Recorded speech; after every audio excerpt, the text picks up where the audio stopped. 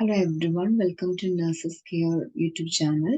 So today we'll be discussing regarding some of the previous questions from JIPMER Nursing Office exam.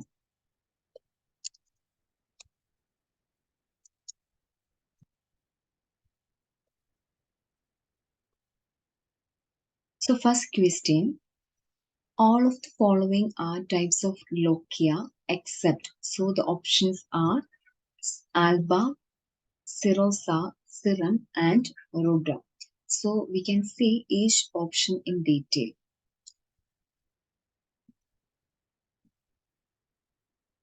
So lochia means it is a vaginal discharge after childbirth. So that is the meaning of lochia. We know that lochia are of three types, that is lochia rubra, lochia serosa and lochia alba.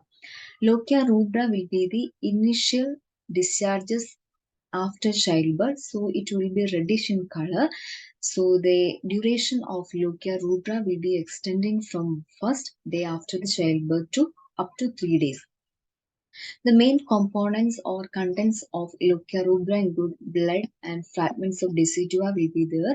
We know that decidua means that it's an endometrium of pregnant uterus. So after the childbirth, the decidual portions will be coming through the Lochia rubra. Then also mucus will be there. So that is the initial discharges can be seen. Then it will be followed by lochia serosa, that is 3 to 10 days. That is a duration more than that of lochia rubra. Serosa duration will be 3 to 10 days. It also contains blood, mucus, and leukocytes will be there. Then the last lochia will be, or last series of lochia will be lochia alba. That is whitish or yellowish in color. So it will be extended up to 14 days, or in some ladies or some women, it will be extended up to 3 or 4 weeks. It will be changed from one person to another. So we can't say any particular weeks. So it will be extended up to even up to 6 weeks. So it mainly contains largely mucus. So there will not be any form of blood contents in the lochia alba. Instead of that, largely mucus contents will be there. So these are the three types of lochia. Again, I will repeat: lochia rubra, lochia serosa, and lochia alba. Then one more option was there in our question, that is serum. We know that serum means it is a fluid and solute component of blood which does not play a role in clotting. So when we comparing with blood plasma, it is presence of blood with all cells excluding clotting factors. So that is considered as a serum. So our question was all of the following are types of lochia except. So we have seen that the types of lochia include lochia alba, lochia serosa and lochia rubra. So the only option was except from lochia, that is serum. So our question was all of the following are types of lochia except. So that correct option is option C, serum. So we can move on to the next question, that is which lobe is responsible for touch? Options are frontal lobe, temporal lobe, parietal lobe and occipital lobe. So we can see each one. So we know that in each hemisphere we will be having 4 lobes including frontal lobe, parietal lobe, occipital lobe and temporal lobe. So each lobe will be having a specific function. That's why if a patient is undergoing any stroke episodes, whichever the part of brain is involving, patient will be having such type of characteristic features. Okay.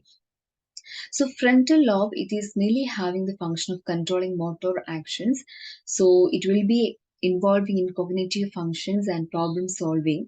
Then speech production, the area is typically known as Broca's speech area that is situated in the frontal lobe. If the patient is having some stroke near that frontal lobe area, that will be evident in aphasia or difficulty or lack of speech.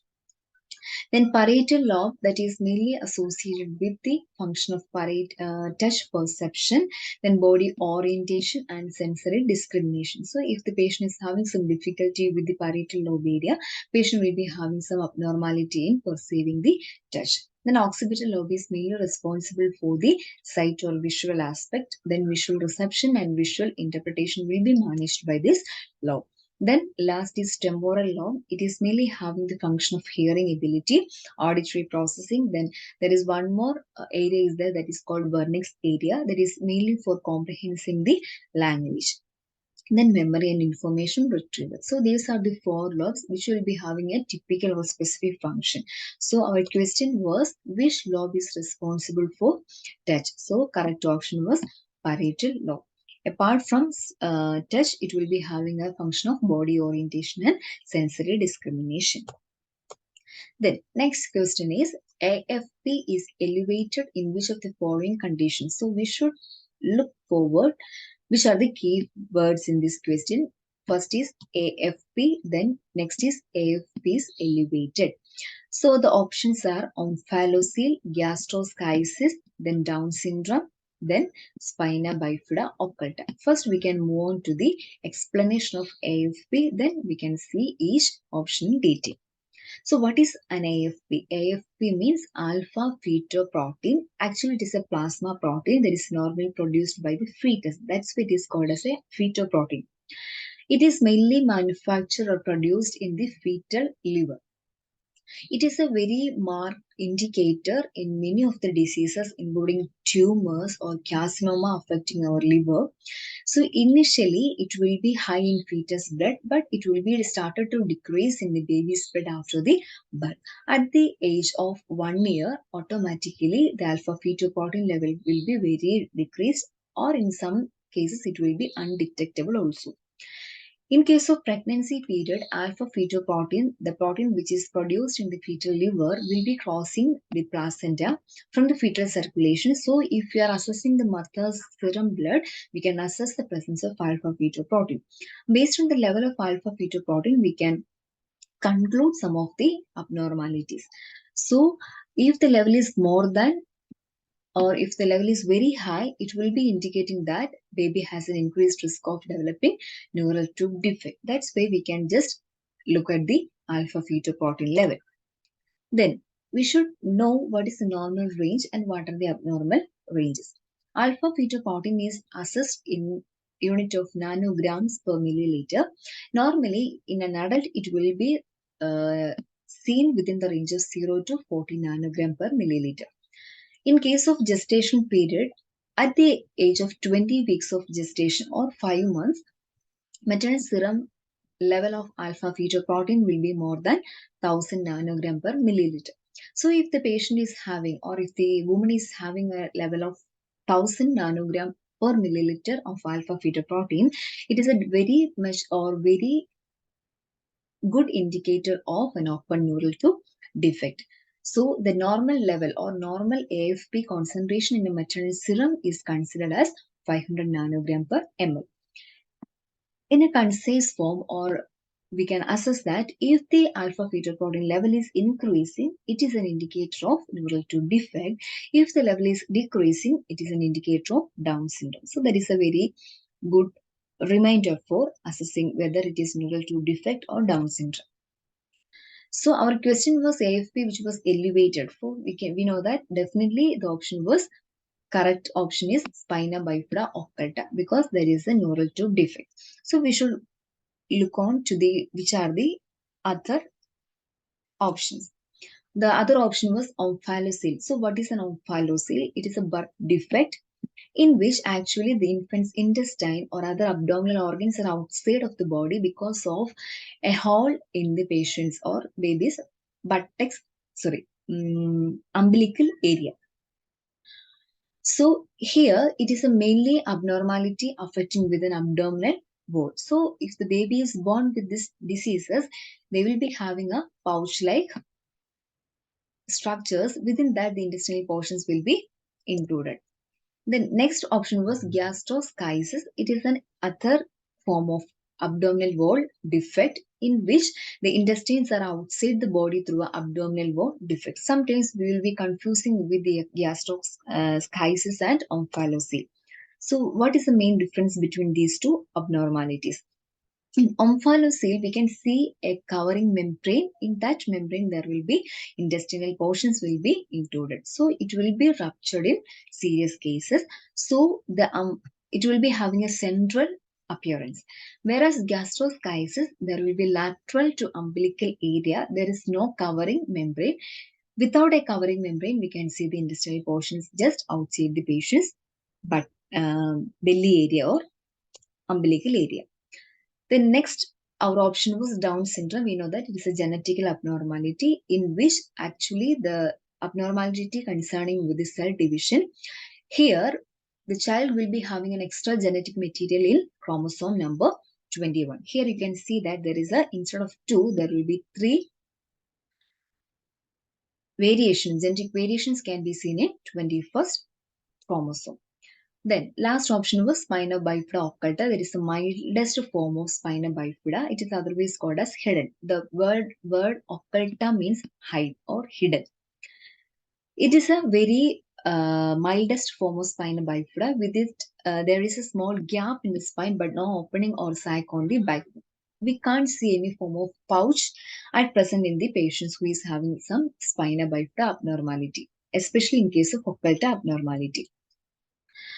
Actually, spina bifida, it is a birth defect that can be occurs when spine and spinal cord don't form properly. Some kind of abnormalities will be happening during the embryonic stages.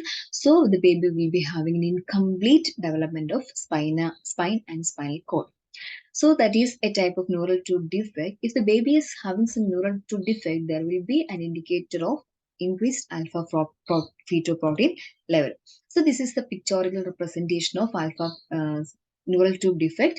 This is the spina bifida occulta. We can't see any form of bulge over the spine. Instead of that, there will be lack of or some spaces between this spinal area. Then, so our question was alpha fetoprotein is elevated in which of the following conditions? So our correct option was option D, that is spina bifida occulta. It is a neural tube defect. It will be elevated in case of neural tube defect. Suppose if our question was alpha fetoprotein level is decreased in which of the following conditions, definitely our answer will be Down syndrome.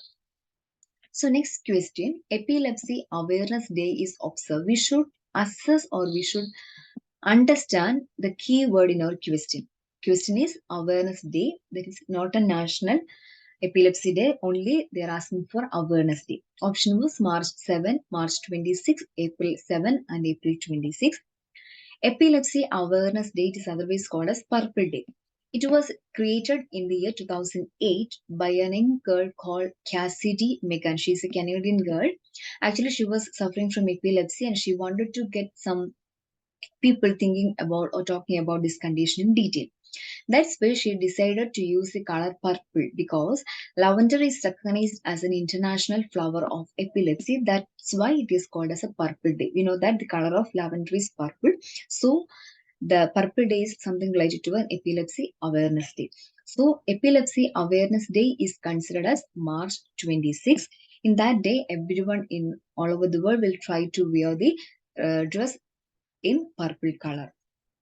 Suppose if our question was National Epilepsy Day, that is not March 26th, instead of that, that is the November 17th. So that is a day which we celebrate as or we consider as National Epilepsy Day.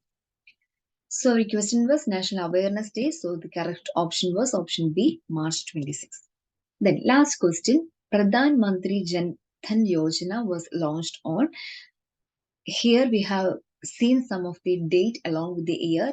26 January 2014, 28 August 2014, 26 January 2015 and 15 August 2015. So what is the Pradhan Mantri Jan Dhan Yojana? Actually, it is a financial inclusion program by the government of India. The main aim of this program was increase the financial or expand the affordable access to the financial services by the Indian citizens. It can be started if the citizen age is more than 10. So through this, lots of more than lakhs of people were started to start a account in banks. So it will be beneficial in case of some kind of insurance purposes and pension purposes, and it will be enhancing their financial stability. So actually this program campaign was launched by our Prime Minister of India, Narendra Modi ji, on 28 August 2014. So the question was when this program was started. It was started on 28 August 2014. So our correct option was 28 August 2014. That is option B. So these are the 5 questions from the JIPMER Nursing Officer exam. I hope you got an idea regarding these 5 questions and the options in detail. So in coming session, we will be discussing another 5 questions and the options in detail. Okay, so thank you so much.